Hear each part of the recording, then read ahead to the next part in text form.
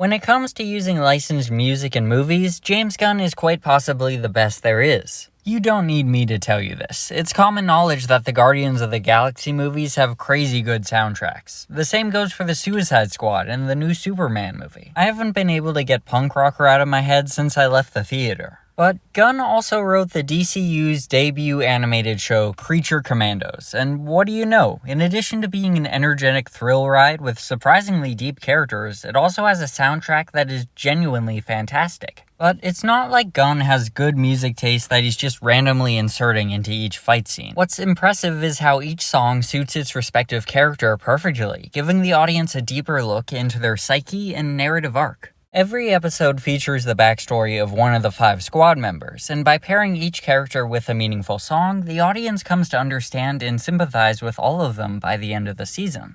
Which isn't an easy task considering they're all criminals, and monstrous creatures to boot. So let's take a look at how Gunn uses music to humanize monsters.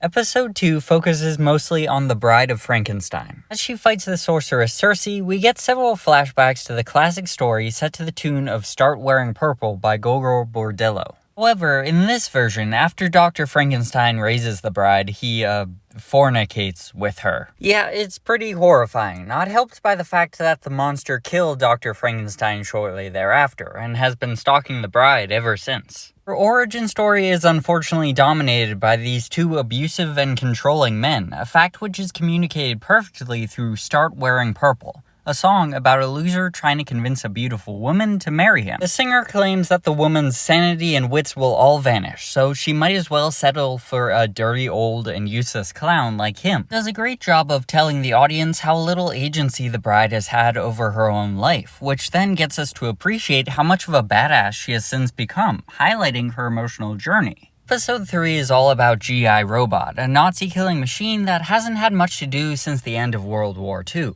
G.I. only has 2 desires in life, to kill Nazis and to reunite with his friends from the army. He longs to feel that kind of camaraderie again, but the one time he gets close, well, his first desire comes into play and he's locked up. It doesn't really seem like the world has much use for him anymore, so when he finally gets to fight some Nazis again with the rest of the Commandos, it's a joyful moment that's only enhanced by the song Coin-Operated Boy by the Dresden Dolls. The tune expresses the same longing for love and connection that G.I. feels. The line, "I'll never be alone," is repeated 7 times in a row. In that moment, after being abandoned for so long, G.I. both has a new friend, Nina, and he's doing what he loves most, which makes his sudden death all the more heartbreaking. Weasel's backstory is the only one that doesn't actually include music, and I may be in too deep here, but I think there's actually meaning to that as well. Like everyone else, Weasel has a surprisingly simple story. He isn't a villain, he was just trying to save kids from a burning building and got blamed for their deaths instead. He doesn't have a complex story to tell, so there's no need for music. The plain reality of how Weasel was mistreated for just being different is apparent. Dr. Phosphorus, on the other hand, has a super interesting past and a really great song. Doctor was working to develop a cure for cancer through nuclear fusion. Unfortunately, he took funding from some very bad people, and his wife and daughter were killed by the mob. But in attempting to kill Phosphorus, the mob accidentally gave him superpowers, and he went on a violent crime spree, eventually becoming a crime boss himself. Phosphorus' song, The Wanderlust King, again by Gogol Bordello, is about a man who searches the world for meaning, but isn't able to find any. This mirrors Phosphorus' experience as a crime boss, as although he tried to fill his life with money and parties, he just really missed his family. He just isn't satisfied, and despite his jovial facade, the only time he seems relaxed in any way is when he's with a young girl, and his softer nature shines through.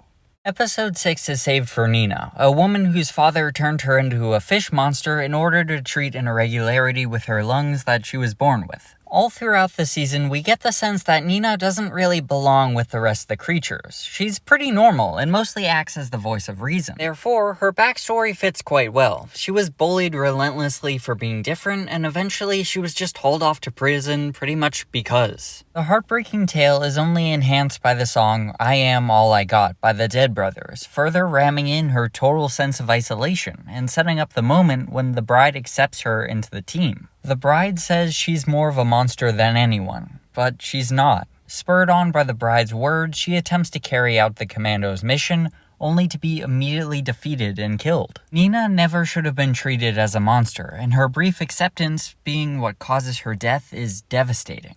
Gunn's choice of music goes way beyond simply matching a sad scene with an even sadder song, but instead the lyrics describe each of the characters' internal conflict, intensifying the emotion of the scene in the moment while also making it more rewarding for anyone who focuses on the lyrics themselves. With a team of villains, you would think it would be difficult to get us to root for them, but music is the ultimate emotional aphrodisiac. So, Gunn chooses songs that are sad enough to make us question whether someone is chopping onions, and are also catchy enough to make each scene memorable. I've been singing Coin-Operated Boy in my head for days, and it's got me to think a lot more about G.I. and his arc than I otherwise would have. So here's to James Gunn and Creature Commandos for once again filling my playlist with songs that will both depress me in the moment and keep me coming back for more.